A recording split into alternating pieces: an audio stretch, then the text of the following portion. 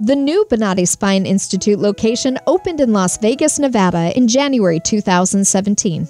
One of the first patients at the new facility was Robert Canavan. I'm a slot tech at the Ram Park Casino, part of the Marriott. In my spare time, I pretty much just take care of the house here, take care of the grounds. My job requires me to remove and install slot machines like you see on the casino floors, set them up, key chip them, set them up, repair them. I answer calls to the floor if there's a problem. Though he was aware of his pains for many years, they were not bad enough to seek a surgical treatment until he woke up one morning and discovered things had definitely changed. They told me I had degenerative disc and mild stenosis probably 15 years ago. Within the last year or so, it went to severe. I really didn't notice anything. There wasn't any accident that caused it to happen. It's just probably being hard on my body. I work 7 days a week, and then I used to own and operate a beef cattle farm in Illinois. I just got up one morning and noticed my toes on my left foot were tingling and that there was a pain shooting down my leg.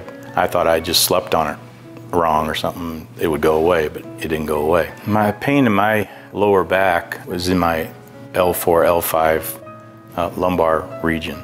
For me, it's a bilateral condition. I have it on the left side and on the right side. The left side was operated on. The pain was shooting into my left buttock and down the back of my leg, then down, and then moved to the side of the leg, and then all the way down into my foot.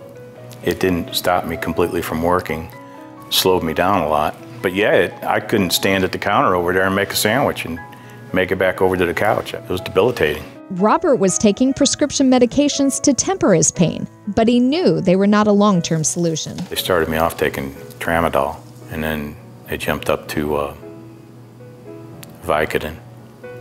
And from Vicodin, I went to Percocet. You know, I was still working, so I have to be, I like my fingers.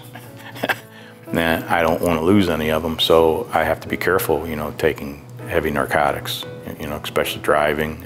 He tried conservative treatments without success, and his general practitioner sent him to a specialist. But with this doctor, it seemed, the news only got worse. I did try chiropractic care, but based on my history that I knew about, I really just didn't think it was going to be solved with chiropractic care. Went to my family doctor. He sent me to another neurosurgeon.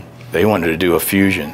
They wanted to remove my disc and put in these bars and screws, and when I saw that, it looked like Frankenstein. I'm like, no thanks, I'm not interested in that at all. It just so happened, I looked out, I got online and I started looking at what other options there were. It just so happened that the Bonati Spine Center was coming out here to Vegas, about 5 minutes from my home, so I called them up and sent my MRI, my disc, dropped it off there, and the good doctor called me up the next day and said, I can help you. As is customary for those seeking treatment with the Bonati Spine Institute, Dr. John Grossmith followed up with Robert to discuss his case over the phone and verified that the targeted Bonati spine procedures could treat his condition without the use of hardware. So his condition seemed to be closest to this level, which would be L4, L5, in which the spinal canal, there was compression, and where the nerve exited, there was compression for the L5 nerve. So this was the level that, and you can see the numbering here, L4, L5. There's degenerative disc here, and in addition, there's this not aligned vertebral body of L4 in relation to L5. Not a lot, but it's present, so that condition we call spondylolisthesis. So if you can imagine two circles, if they're not quite lined up, you can see it could make things a little narrower like that. So it can add to any narrowness that's already there in the spinal canal.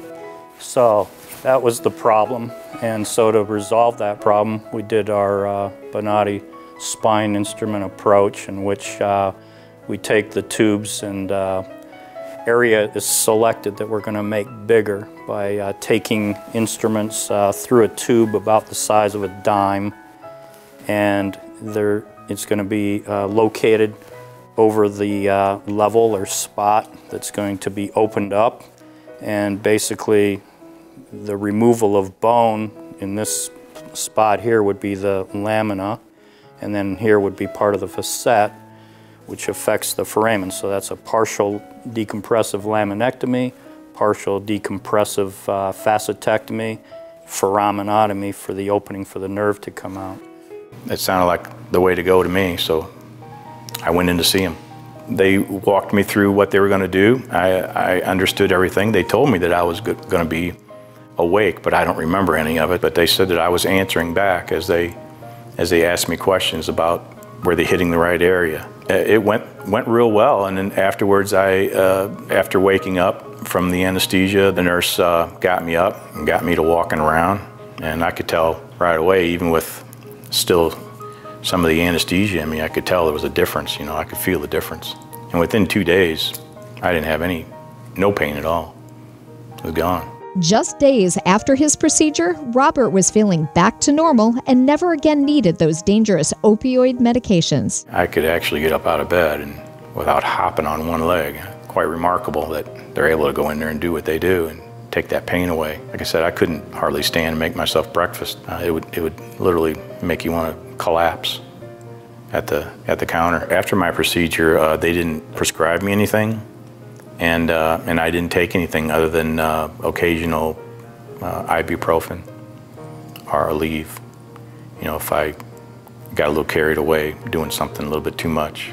His surgical experience was so successful, he has become an advocate in his own right, imploring others to do their homework and seek out alternatives to the harsh methods in traditional hospital settings. I even stopped by the center and picked up a number of their pamphlets and their cards and dropped them off at my family physician for him to look into, and if he thought appropriate, refer them to Bonati instead of to a neurosurgeon that wants to jump right in and do a spinal fusion right away. When I went to go see that neurosurgeon, I sat in his office for an hour and a half, and when I finally got in there, I got 3 minutes of his time.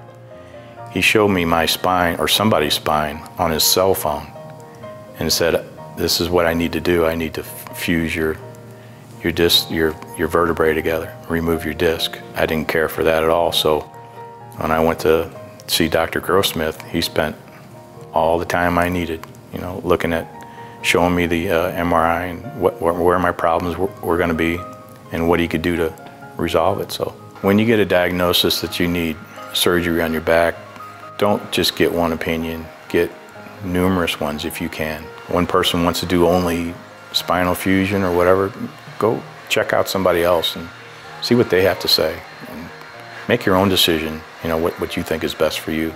Because if I had gotten that spinal fusion, I don't think I would have ever been right again. I hear 50% of them fail. And you have a lot less range of motion, and your mobility is never the same again. And then you have to worry about your hardware being in there. So I would definitely tell people, get 2 or 3 opinions, you know, and definitely check out Bonati Spine Center.